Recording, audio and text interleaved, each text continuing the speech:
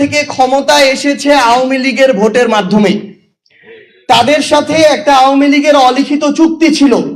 আওয়ামী লীগের বিভিন্ন নেতাকর্মীরা, ইভেন শেখ হাসিনা পর্যন্ত দেশের বাইরে বসে এখন এই কথাগুলা বলে।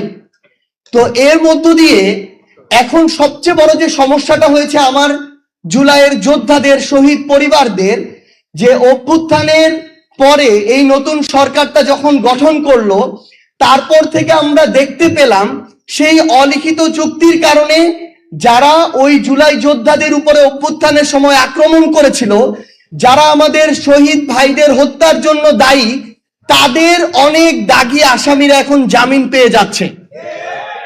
আমাদের আহত যোদ্ধাদের উপরে ঢাকা শহর থেকে শুরু করে বিভিন্ন জায়গায় যারা হুমকি দিয়েছিল, আক্রমণ করেছিল, লাঠি দিয়ে পিটিয়েছিল, তারা এখন আবার ওই একই জায়গায় বুক ফুলিয়ে বেড়াচ্ছে এবং আমার আহত যোদ্ধা আর শহীদ পরিবারদেরকে বলছে যে তোদের সময় শেষ হয়ে এসেছে, আমরা ফিরে এসেছি, দেখব তোরা কি করতে পারিস। এইরকম হুমকির মধ্য দিয়ে আমার শহীদ পরিবাররা যাচ্ছে, আমার জুলাই যোদ্ধারা যাচ্ছে। আমরা বিএনপিকে আহ্বান করব যে আপনারা যদি আপনাদের জায়গা থেকে মনে করেন যে আপনারা বিরোধী দলের কবর খুঁড়বেন, আবার নিজেরা সংসদীয় স্বৈরতন্ত্রের পথে হাঁটবেন, তাহলে মনে রাখবেন ওই কবরের আপনাদের জায়গাটা হবে সবার আগে। এবং শহীদ পরিবার এবং আহত যোদ্ধাদের সর্বশেষ একটা কথাই বলবো যে আপনারা দয়া করে কোনো কিছুর বিনিময়ে, কোনো কিছুর বিভিন্ন ধরনের তারা তাদের জায়গা থেকে আমরা দেখাচ্ছি, আপনাদেরকে আশা দেখাচ্ছে, লোভ দেখাচ্ছে, দয়া করে এগুলোর বিনিময়ে বিভাজিত হয়ে সামগ্রিকভাবে আপনাদের যে আকাঙ্ক্ষাটা, এটাকে ক্ষতিগ্রস্ত করবেন না। কারণ এই আকাঙ্ক্ষা যদি ক্ষতিগ্রস্ত হয়, বাংলাদেশ ক্ষতিগ্রস্ত হবে, আর বাংলাদেশ ক্ষতিগ্রস্ত হলে আপনিও বাংলাদেশের অংশ, আপনিও এটা হবেন। আমরা আপনাদেরকে কোনো দলের ব্যানারে দেখতে চাই না। আমরা চাই সকল শহীদ পরিবার এবং আহত যোদ্ধারা একসাথে যে আকাঙ্ক্ষা নিয়ে আপনাদের পরিবারের মানুষগুলো জীবন দিয়েছে, আপনারা ওই আকাঙ্ক্ষার পক্ষে থাকুন। যদি আমরা এর পক্ষে কথা বলি তাহলে আমাদের পক্ষে কথা বলতে পারেন, যদি আমরা বিপক্ষে কথা বলি তাহলে প্রয়োজনে আমাদের বিপক্ষে কথা বলবেন। সবাই ভালো থাকবেন, দোয়া করবেন। আসসালামু আলাইকুম ওয়া রাহমাতুল্লাহ। সম্মানিত শহীদ পরিবারের সদস্যবৃন্দ, জুলাই যোদ্ধারা, আমরা একটু ক্ষমা চেয়ে নিচ্ছি। আমাদের অনেক শহীদ পরিবারের সদস্যবৃন্দ এবং জুলাই যোদ্ধারা কথা বলতে চেয়েছিলেন, কিন্তু সময়ের অভাবেই মূলত আমরা সেই সুযোগটা আপনাদেরকে দিতে পারিনি। এজন্য আপনারা এই বিষয়টা ক্ষমা সুন্দর দৃষ্টিতে দেখবেন। এ পর্যায়ে আমাদের বক্তব্য রাখার জন্য অনুরোধ করছি বাংলাদেশ ডেভেলপমেন্ট পার্টির সম্মানিত সভাপতি অ্যাডভোকেট আনোয়ারুল ইসলাম।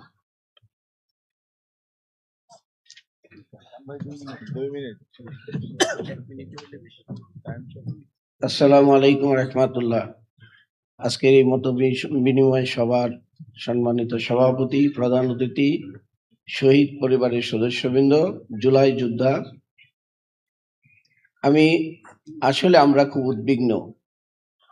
যে আকাঙ্ক্ষা নিয়ে এই আন্দোলন হয়েছিল, অভ্যুত্থান হয়েছিল, আমরা যখন 5ই আগস্টের পরে ঢাকা শহরে ঘুরতাম, প্রতিটা দেয়ালে গ্রাফিতি করে আমাদের সকল আকাঙ্ক্ষা ফুটিয়ে তোলা হয়েছিল। আমার বেলি রোডের একটা গ্রাফিতি এখন মনে পড়ছে, আমরা স্বাধীনতা এনেছি, সভ্যতাও আনবো। আজকে সরকার যে অবস্থানে গিয়েছে, তারা আসলে সভ্যতাকেই চ্যালেঞ্জ করছে। মানুষের আকাঙ্ক্ষা এবং এই দেশ গঠনকে গুরুত্ব না দিয়ে আমরা যে কথা শুনেছিলাম, আমার একার ইচ্ছায় আমি দেশে আসতে পারবো না, সেই ইচ্ছাটা কি আজকে সংসদে আমরা তা দেখছি। সেই ইচ্ছাটা দেশের একজন প্রধানমন্ত্রী, উনি সংসদে বসে পেপার পড়েন, মোবাইল দেখেন, টেবিল চাপড়ান, তারপরে তার আর কোনো কথা নেই। কিন্তু তার একটা কথা ছিল, আই হ্যাভ এ প্ল্যান। আমরা অবশ্যই আপনার সেই গোপন প্ল্যান আমরা বুঝতে পারছি, শহীদ যোদ্ধারা তা বুঝতে পারছে। বাংলাদেশে কোনো গোপন প্ল্যান বাস্তবায়ন করার আর সুযোগ নেই। আজকের এই মতবিনিময় সভায় আমরা যে ধরনের আকাঙ্ক্ষার কথা শুনেছি, আশা করি অচিরেই আমরা আর গণ অভ্যুত্থান নয়, বাংলাদেশে নতুন করে বিপ্লবের মাধ্যমে সকল আকাঙ্ক্ষা সকল প্ল্যানকে ধূলিসাৎ করে নতুন বাংলাদেশ গঠন করব ইনশাআল্লাহ। আসসালামু আলাইকুম ওয়া রাহমাতুল্লাহ। সম্মানিত সুধীমণ্ডলী, এ পর্যায়ে বক্তব্য নিয়ে আসছেন জাতীয় গণতান্ত্রিক পার্টির মুখপাত্র ও সহ সভাপতি জনাব ইঞ্জিনিয়ার রাশেদ প্রধান। এ পর্যায়ে বক্তব্য রাখছেন ইঞ্জিনিয়ার রাশেদ প্রধান। বিসমিল্লাহির রহমানির রহিম। আজকের এই মত বিনিময় সভার সম্মানিত সভাপতি, সম্মানিত প্রধান অতিথি, মঞ্চে উপবিষ্ট 11 দলের শীর্ষ পর্যায়ের নেতৃবৃন্দ, আমার সামনে উপস্থিত জুলাই যোদ্ধারা, শহীদ পরিবারের সদস্যরা, সাংবাদিক বৃন্দ, আসসালামু আলাইকুম। মনোযোগ দিয়ে সবার কথা শুনেছি, বক্তব্য দেওয়ার কোনো কিছু নাই। স্পষ্ট ভাষায় জানিয়ে দিতে চাই, এই বিএনপি ক্ষমতায় আসার পরে তারা শহীদি রক্তের সাথে বেঈমানি করেছে, তারা শহীদ পরিবারদের সাথে গাদ্দারি করেছে, তারা জুলাই যোদ্ধাদের অপমান করেছে। তাদের জানিয়ে দিতে চাই, বাংলার মাটিতে জুলাই বিক্রি হবে না। অতএব ওই দিল্লির পরিকল্পনায় আওয়ামী লীগের রেখে যাওয়া অসমাপ্ত কাজ যদি বিএনপি পূরণ করার জন্য ক্ষমতায় যায়, তাহলে তাদের জানিয়ে দিন আমরা প্রস্তুত আছি। 1 জুলাই গিয়েছে, আরেক জুলাই আসবে, আবারও গণভোটান হবে ইনশাআল্লাহ। কিন্তু গণভোটের আলোকেই জুলাই সনদ বাস্তবায়ন করতে হবে। এর আগ পর্যন্ত আমরা থামবো না ইনশাআল্লাহ। যদি না হয় সংসদে, সমাধান হবে রাজপথে। আপনারা প্রস্তুত আছেন? দেখা হবে বিজয়ের মঞ্চে, বিজয়ের পথে যাত্রা শুরু, জীবন অথবা মৃত্যু। আসসালামু আলাইকুম।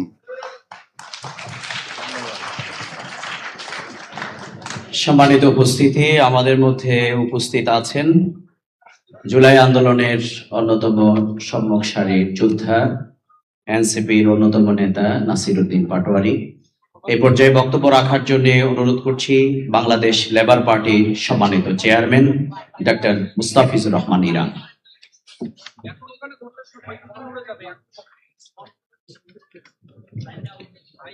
অধ্যকার সভার সম্মানীয় সভাপতি, প্রধান অতিথি, জাতীয় নেতৃবৃন্দ, শহীদ পরিবার এবং আহত ভাই ও বোনেরা, আসসালামু আলাইকুম ওয়া রাহমাতুল্লাহি ওয়া বারাকাতুহু।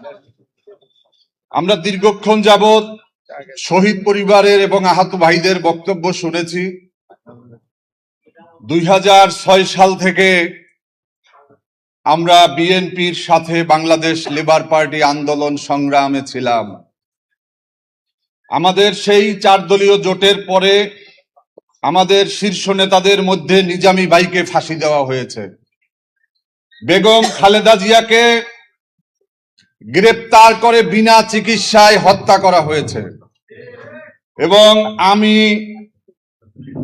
মতিঝিলের শাপলা চত্বরে যুবলীগের সন্ত্রাসীরা আমাকে নির্মমভাবে, বর্বরোচিত ভাবে যেভাবে হত্যার উদ্দেশ্যে হামলা করেছিল, আমার পুরো পিঠ সাদা।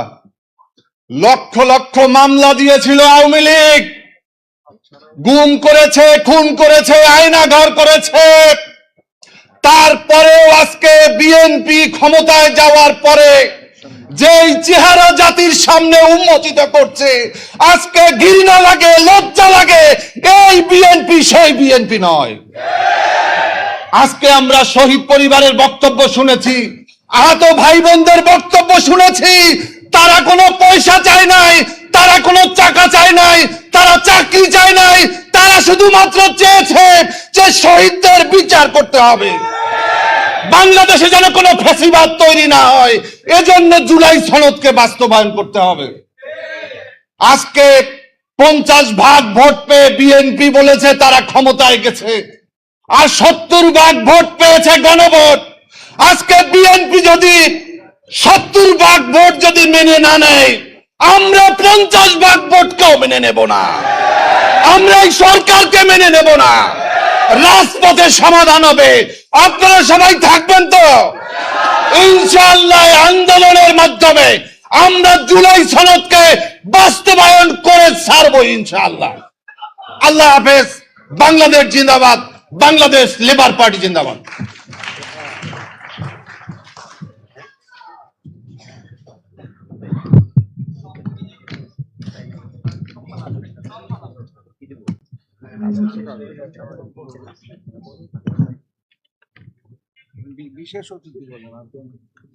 সম্মানিত উপস্থিতি, শহীদ পরিবার এবং জুলাই যোদ্ধাদের সাথে আজকের এই 11 দলীয় ঐক্যের মত বিনিময় অনুষ্ঠানে এ পর্যায়ে বিশেষ অতিথির বক্তব্য রাখার জন্য অনুরোধ করছি বাংলাদেশের গণমানুষের প্রিয় সংগঠন বাংলাদেশ জামাত ইসলামীর সম্মানিত সেক্রেটারি জেনারেল সাবেক এমপি অধ্যাপক মিয়া গোলাম পরোয়ার। এখন বক্তব্য রাখবেন অধ্যাপক মিয়া গোলাম পরোয়ার।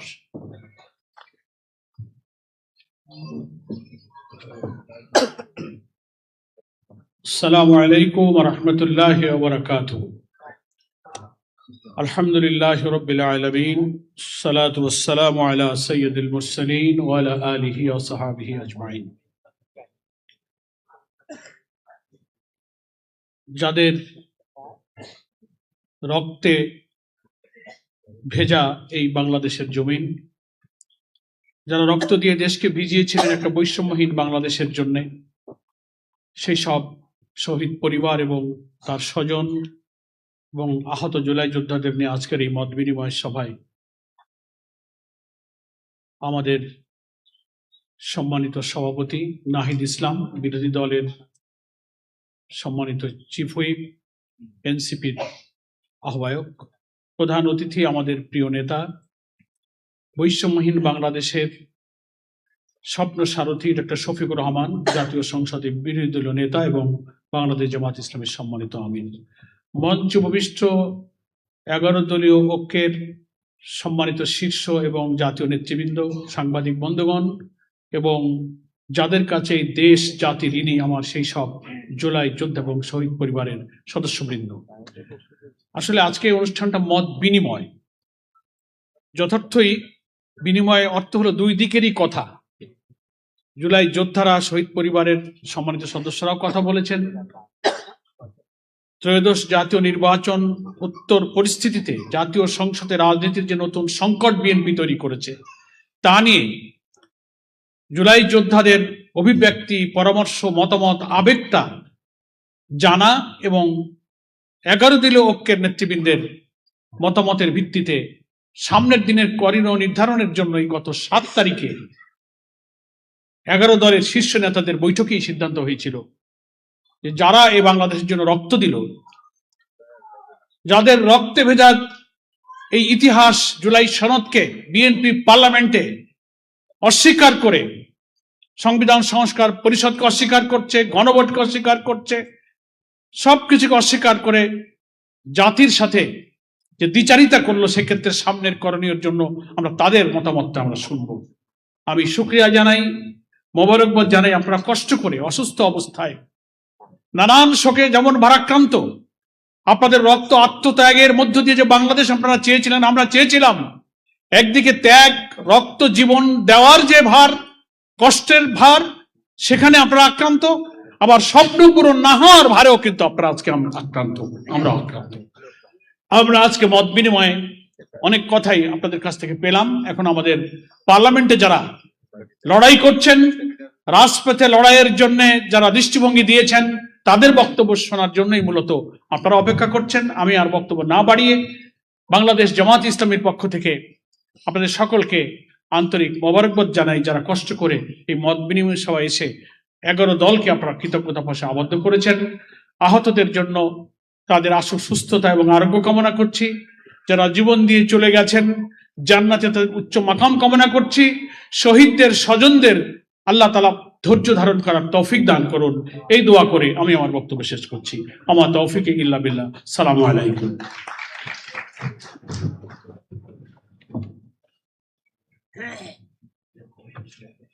সম্মানিত সুধী মণ্ডলী, আমরা অনুষ্ঠানের একেবারে শেষ পর্যায়ে। ইতিমধ্যে বলা হয়েছে অনেকেরই আবেগ আছে, অনুভূতি আছে, ব্যক্ত করার জন্য অনুরোধ আছে। সময়ের সীমাবদ্ধতার কারণে আমরা সুযোগটা দিতে পারি নাই। ইনশাআল্লাহ কথা বলার জায়গা তৈরি হবে, সেখানে আমরা সকলেই কথা বলবো ইনশাআল্লাহ। এ পর্যায়ে আজকের এই মতবিনিময় সভার সম্মানিত প্রধান অতিথির বক্তব্য রাখছেন বাংলাদেশ জামাত ইসলামের সম্মানিত আমির, জাতীয় সংসদের মাননীয় বিরোধী দলের নেতা, বাংলাদেশের গণমানুষের নেতা ডাক্তার শফিকুর রহমান। আজকের প্রধান অতিথি ডাক্তার শফিকুর রহমান।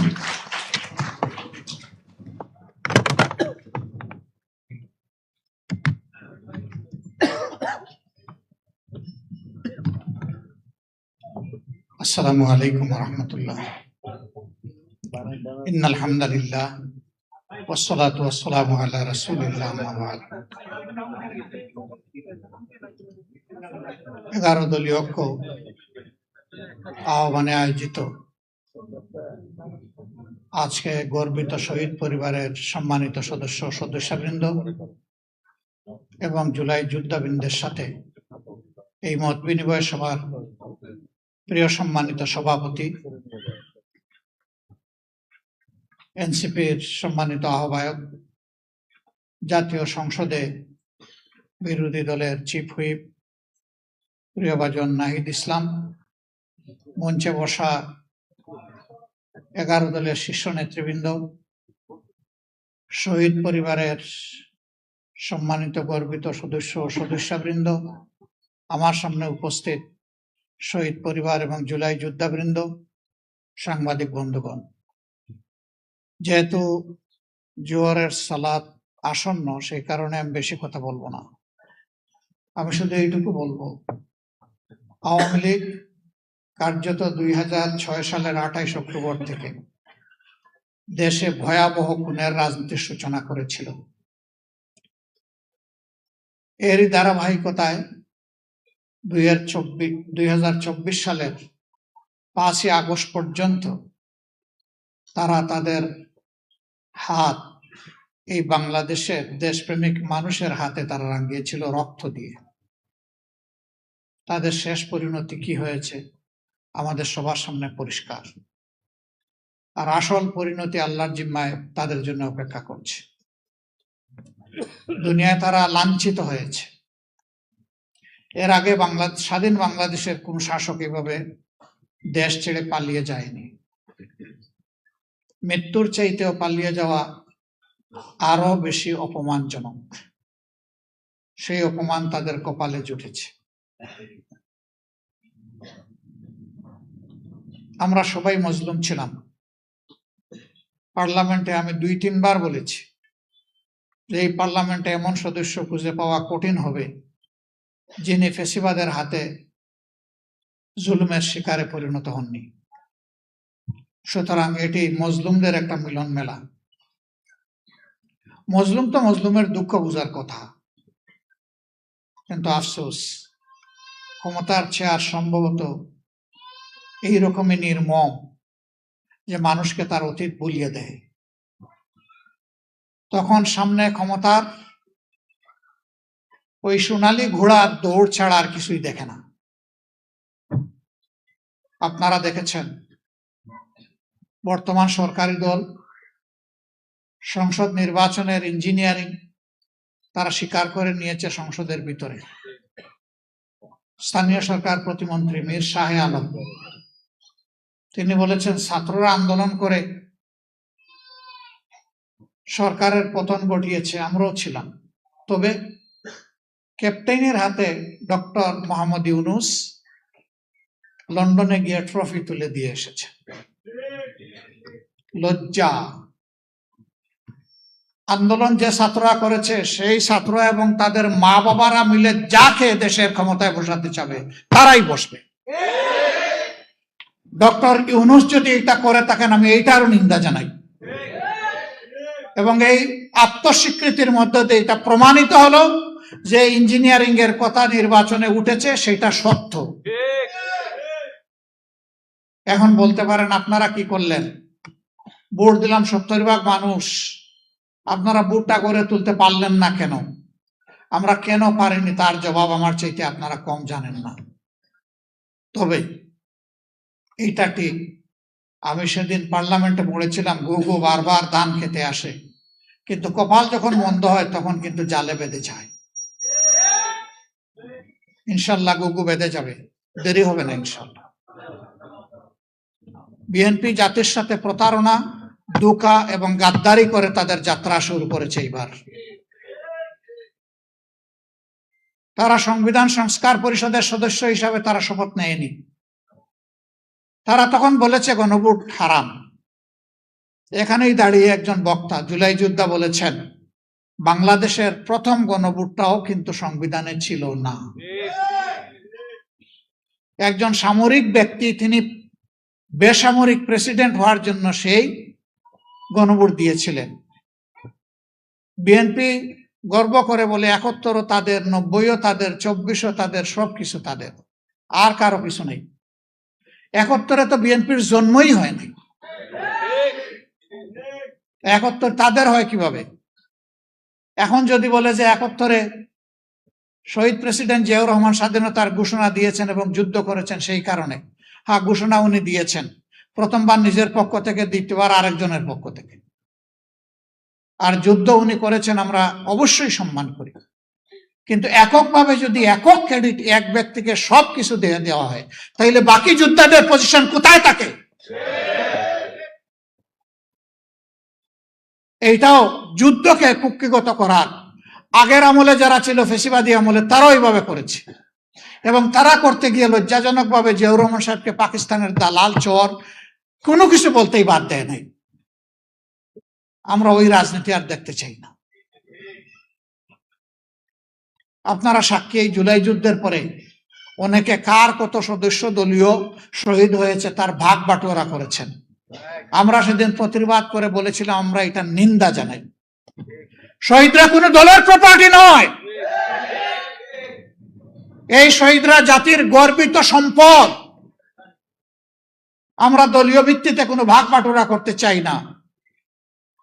চেষ্টা করেছি আমাদের অবস্থান থেকে শহীদ পরিবারগুলোর কাছে যাওয়ার, কিন্তু এটা দাবি করতে পারি না যে আমাদের কাছে তাদের যে হক ছিল সব আমরা আদায় করে ফেলেছি, এটা কখনো দাবি করব না। তবে এটা নির্দ্বিধায় বলবো, আগে বলেছি, এখনো বলছি, ছিলাম আপনাদের সাথে পরিবারের সদস্য হিসাবে, এখনো আছে এবং থাকবো ইনশাআল্লাহ।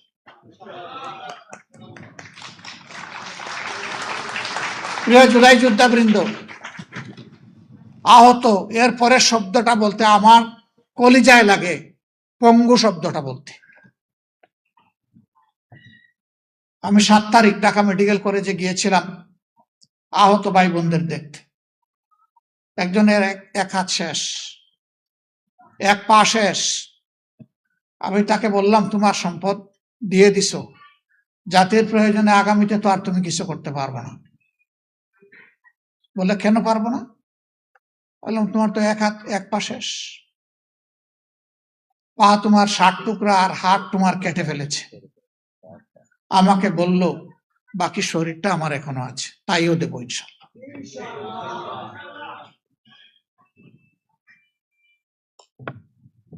এই ভাইদের প্রতি, এই বোনদের প্রতি আমরা গভীরভাবে কৃতজ্ঞ। জীবনের সব কিছু দিয়েও তাদের ঋণ পরিশোধ করা সম্ভব নয়। সংসদে আমরা দাবি করেছিলাম, যেহেতু সবাই মজলুম, যেহেতু মাসের পর মাস সেখানে বসে আপনারা কনসেনসাস পরিষদে, ঐক্যমত্য পরিষদে কথা বলেছেন, কমিশনে, যেহেতু আপনারাই প্রথম দাবি করেছিলেন যে আপনারা গণভোট চান, যেহেতু আপনাদের নেতাও বলেছেন যে গণভোটে হা বলেন, আমরাও বলেছি আল্লাহর রাস্তায় গণভোটটাকে ফেলে দিবেন না। 70% মানুষের রায়কে যদি ফেলে দেন, এই দেশবাসীকে অপমান করার সামিল হবে। তারা আমাদের কথা শুনেননি। তাদের ওই ইঞ্জিনিয়ারিং এর মাধ্যমে 2/3 যেটা, সেইটার বলেই তারা অনেকটা গায়ের জোরে এইটাকে ফেলে দিলেন। দেখবেন সংসদে দাঁড়াইলেই তারা বলে সুষ্ঠু নির্বাচনের মাধ্যমে এই সংসদ গঠিত হয়েছে। যে জীবনে কখনো মিথ্যা কথা বলে না, তার কসম খেয়ে বলার প্রয়োজন হয় না যে আমি সত্য বলছি, কারণ মানুষ জানে যে সে সত্যবাদী। কিন্তু যে মিথ্যা বলে তাকেই কসম খেয়ে বলতে হয় এই কথাটা আমি সত্য বলছি, কারণ মানুষ জানে সে মিথ্যাবাদী, এই জন্য তার কথা মানুষ বিশ্বাস করবে না। শেষমেশ দেখেছেন, শেষ দিন আমরা যখন সংসদ থেকে ওয়াক আউট করে বের হয়ে আসি, সেই দিন সত্যিকার অর্থে ফেসিবাদের পক্ষে অবস্থান নিয়েছে দৃঢ়ভাবে বিএনপি, আমরা তার বিপক্ষে অবস্থান নিয়েছিলাম। গণভোটের রায় অমান্য করার দিনও আমরা ওয়াক আউট করে এসে বলেছি, চেয়েছিলাম সংসদে সমাধান, হয়নি, যেই জনগণ রায় দিয়েছে আমরা এখন সেই জনগণের কাছে ফিরে যাচ্ছি।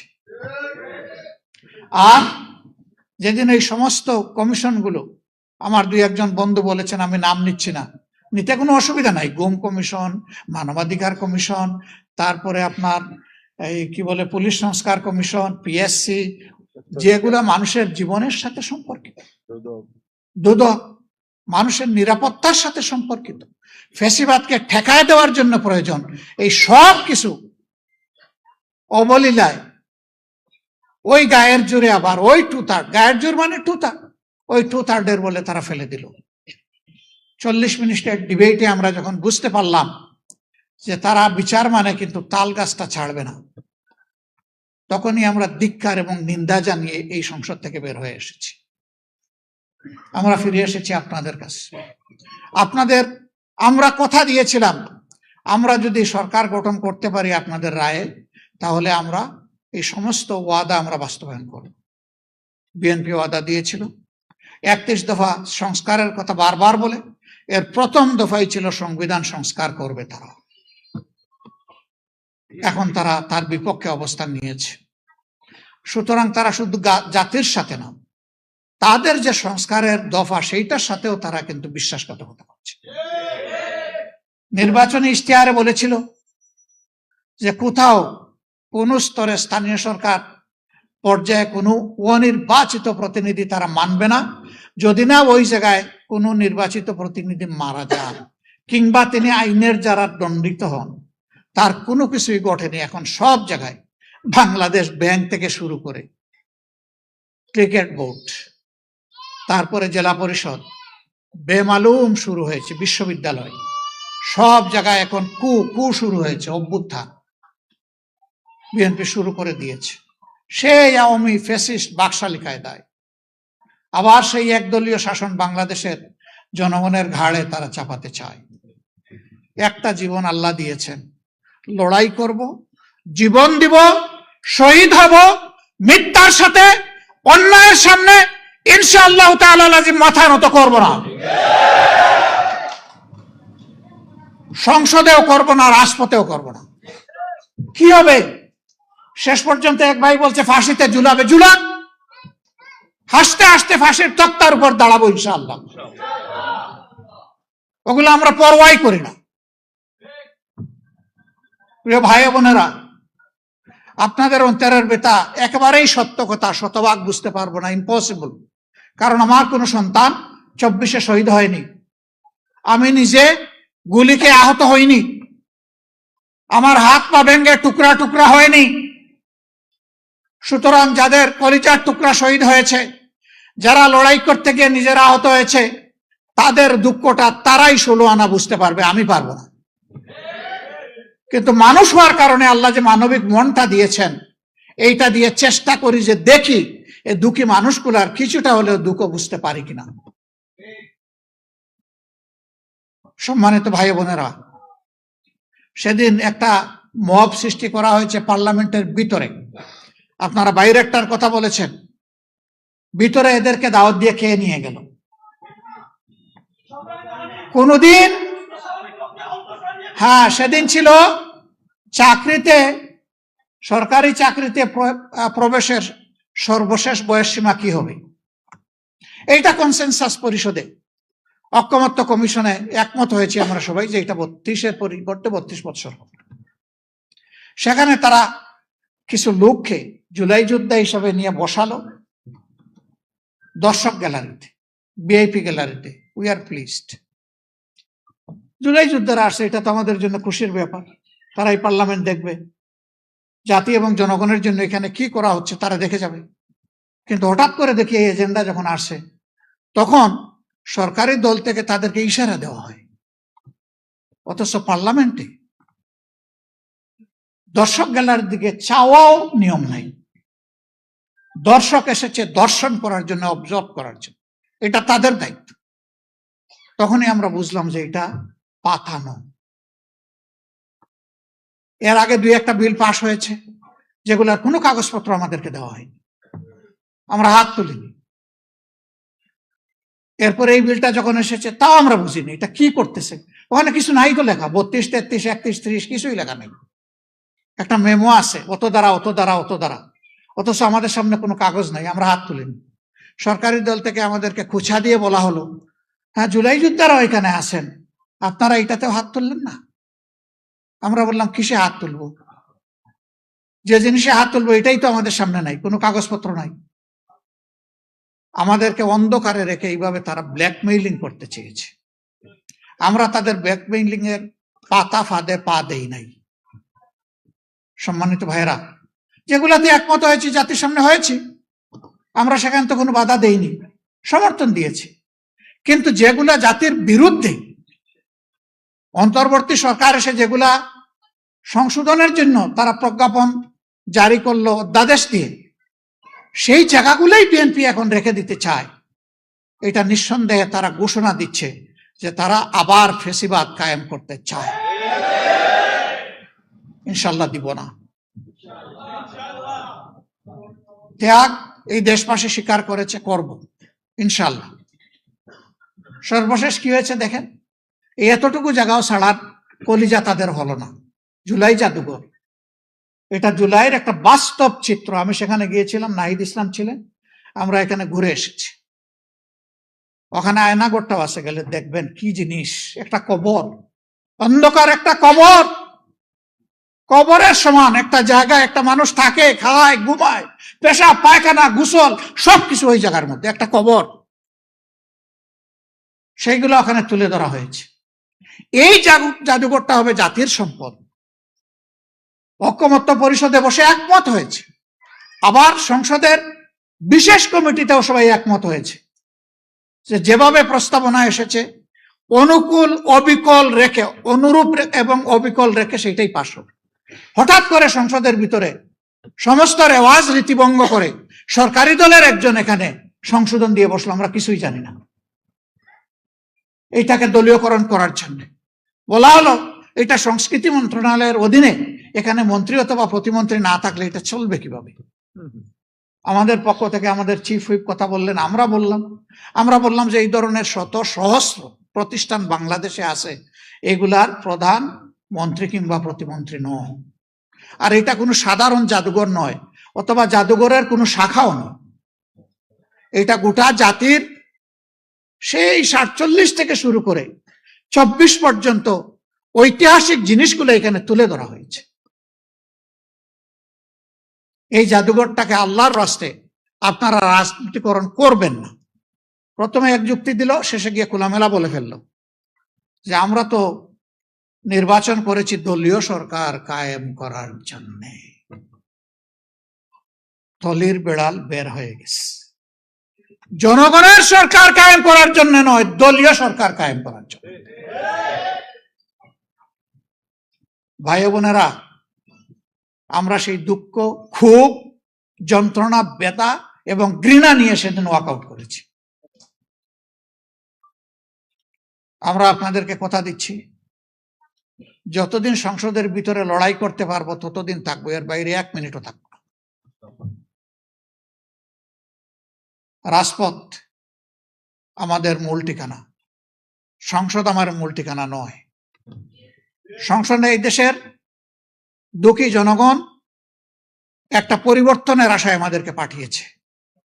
সেই পরিবর্তনের সূচনা যদি আমরা না করতে পারি, সেই সংসদ দিয়ে আমাদের কি হবে? অবশ্যই আমরা আল্লাহ চাইলে জনগণের চাহিদার ক্ষুধা পূরণের সাথেই থাকবো, এর বাইরে যাব না ইনশাআল্লাহ।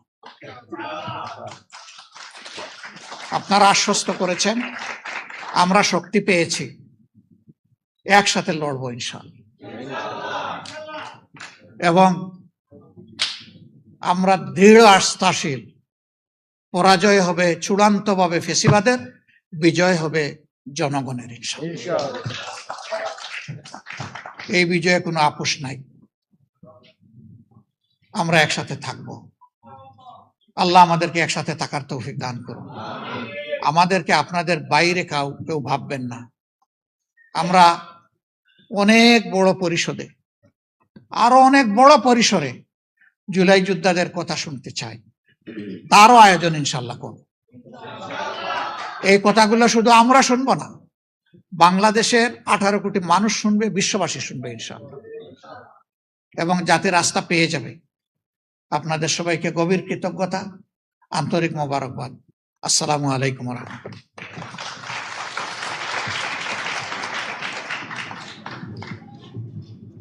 শহীদ পরিবার এবং জুলাই যোদ্ধাদের সাথে 11 দলীয় ঐক্যের আজকের এই মত বিনিময় অনুষ্ঠানের এ পর্যায়ে সভাপতির বক্তব্য রাখার জন্য অনুরোধ করছি জাতীয় সংসদের মাননীয় বিরোধী দলীয় সিপিবি, এই জুলাই আন্দোলনের অন্যতম সম্মুখ সারির নেতা এনসিপির আহ্বায়ক নাহিদ ইসলাম এমপি, আমি সভাপতির বক্তব্য রাখার জন্য অনুরোধ করছি।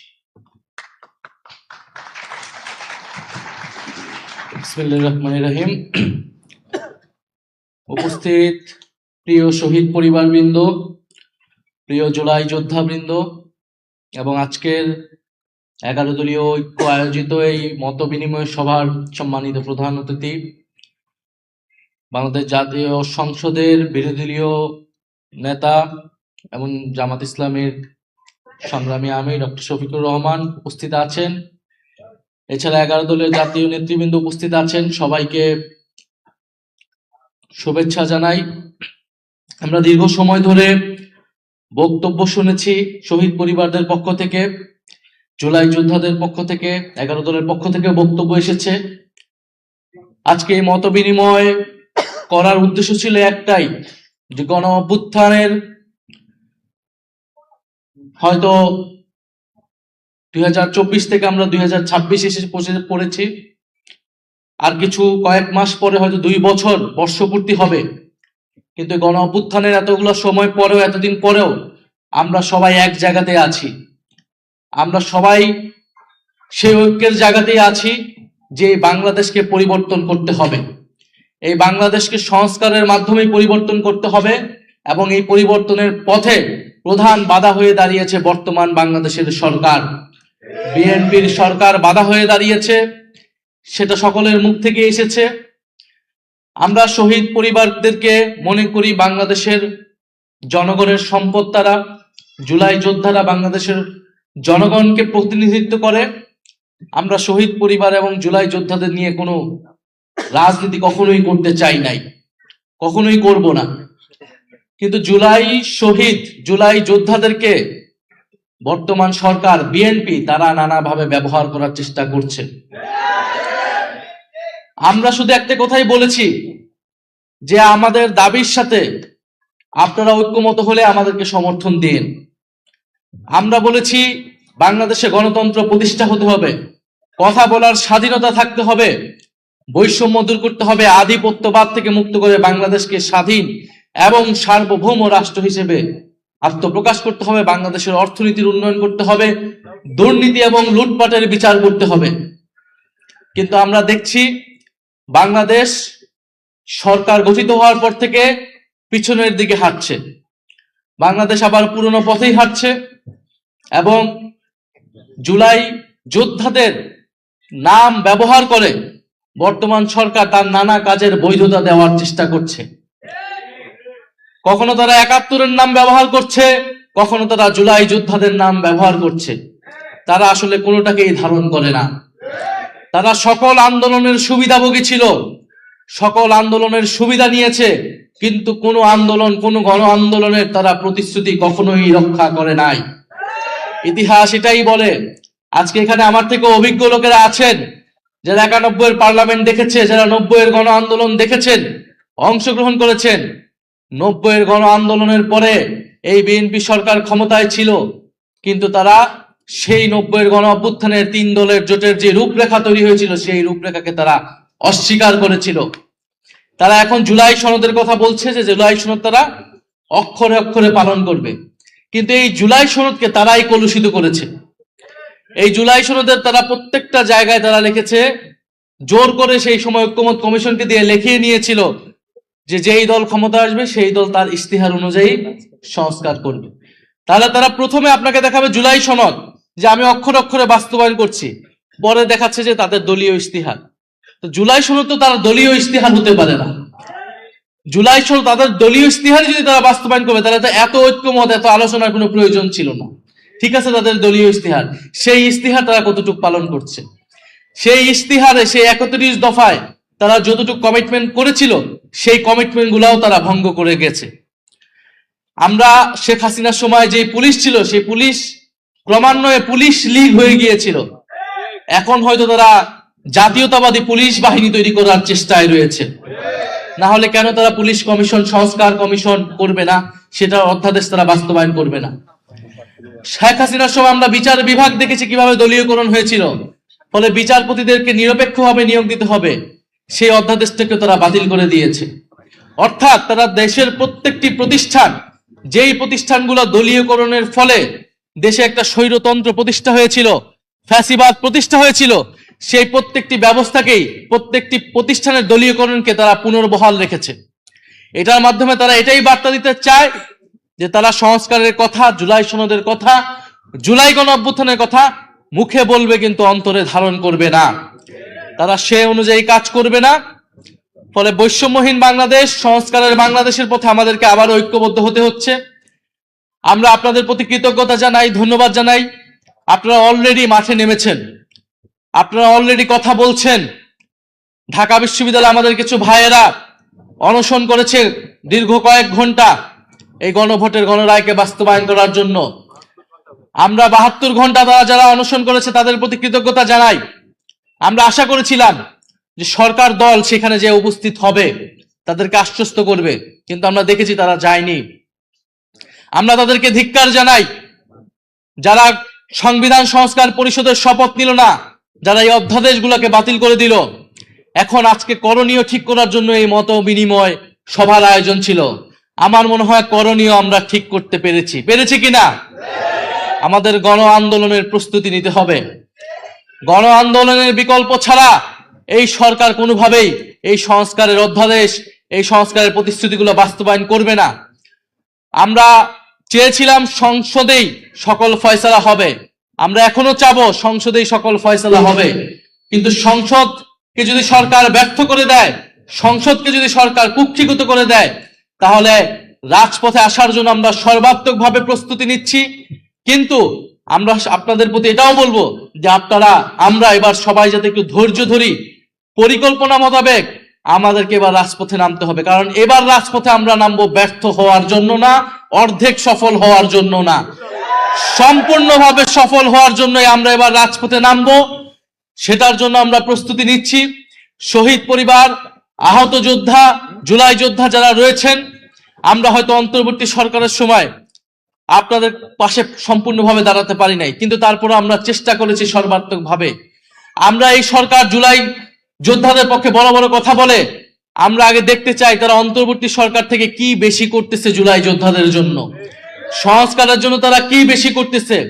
জুলাই অধিদপ্তর সেটা অন্তর্বর্তী সরকারের সময় করা হয়েছিল, জুলাই শহীদ স্মৃতি ফাউন্ডেশন যারা অন্তর্বর্তী সরকারের সময় করা হয়েছিল, সবগুলা জিনিস অন্তর্বর্তী সরকারের সময় তারা সেগুলাকেই কিছুটা বাস্তবায়ন করার চেষ্টা করছে। অনেক জায়গায় সেগুলাতেও তাদের অনীহা দেখা যাচ্ছে। ফলে আপনাদের প্রতি আহ্বান থাকবে, অনুরোধ থাকবে, আমরা আবারও প্রস্তুতি নিচ্ছি, আমরা আবারও ঐক্যবদ্ধ আছি। আমাদের দল মত নির্বিশেষে, এটা কোনো দলের বিষয় না, এটা কোনো জোটের বিষয় না, এটা বাংলাদেশকে রক্ষা করার বিষয়, জুলাই গণ অভ্যুত্থানকে রক্ষা করার বিষয়, জুলাই শহীদদেরকে তাদের যে রক্ত, সেই রক্ত যাতে ব্যর্থ না হয় সেই উদ্যোগের বিষয়। এটার জন্য আমরা সবাই ঐক্যবদ্ধভাবে থাকবো। আজকে আপনারা যারা উপস্থিত হয়েছেন সবাই হয়তো কথা বলতে পারেন নাই, কিন্তু যারাই কথা বলেছেন সকলের আমরা সমান স্পিরিট দেখেছি, সবার কথা বলার, সবার মনের ভাষাটা আমরা বুঝতে পেরেছি। আমরা আবার ঐক্যবদ্ধ আছি, রাজপথের জন্য প্রস্তুত আছি। ইনশাআল্লাহ আপনারা সবাই প্রস্তুত আছেন তো? তবে আপনাদের প্রতি একটা কথা বলে শেষ করতে চাই, এবার রাজপথের আন্দোলনে আপনারা সন্তান হারিয়েছেন, কেউ পা হারিয়েছেন, কেউ হাত হারিয়েছেন। এবার আপনারা সামনে নয়, এবার আজকে এই মঞ্চে যারা বসে আছি আমরা সবার সামনের সারিতে থাকব। গুলি আসলে বুকে আগে আমাদের গুলিতে আসবে, আমাদের বুকে আসবে। আপনারা শুধু আমাদেরকে সহযোগিতা করবেন, দোয়া করবেন। ইনশাআল্লাহ নতুন বাংলাদেশ প্রতিষ্ঠা হবেই, সংস্কার প্রতিষ্ঠা হবেই। শুধু বিএনপি কেন, আরো যেই শক্তি হোক না কেন, যে কোনো পরাশক্তি আসুক না কেন, বৈদেশিক শক্তি আসুক না কেন, আমরা তাদেরকে পরাজিত করে ছাড়বো ইনশাআল্লাহ। ক্ষমতা না জনতা, ক্ষমতা না জনতা, আপোষ না সংগ্রাম, দালালি না রাজপথ, দিল্লি না ঢাকা, গোলামি না আজাদি, ইনকিলাব ইনকিলাব।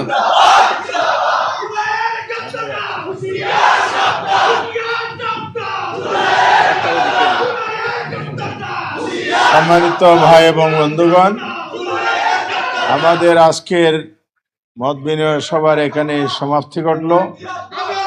আমাদের আয়োজনের পক্ষ থেকে আপনাদের জন্য আমরা দুপুরের লাঞ্চের ব্যবস্থা করেছি। আপনারা ধৈর্য ধরে আপনারা দুপুরের লাঞ্চে যে প্যাকেট দেওয়া হবে সুশৃঙ্খল ভাবে সেটা গ্রহণ করবেন। এই ব্যাপারে ঘোষণা দিবেন অ্যাডভোকেট খেলা।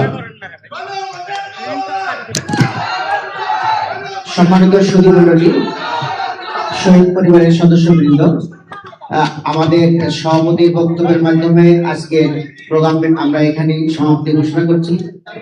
আপনাদের সবার জন্য আপ্যায়নের ব্যবস্থা রয়েছে। আমরা পিছনের দরজা দিয়ে যখন বের হব, সেখান দিয়ে আপনারা আমাদের স্বেচ্ছাসেবকরা আপনাদের হাতে হাতে আপ্যায়নের প্যাকেট পৌঁছে দেবেন ইনশাআল্লাহ।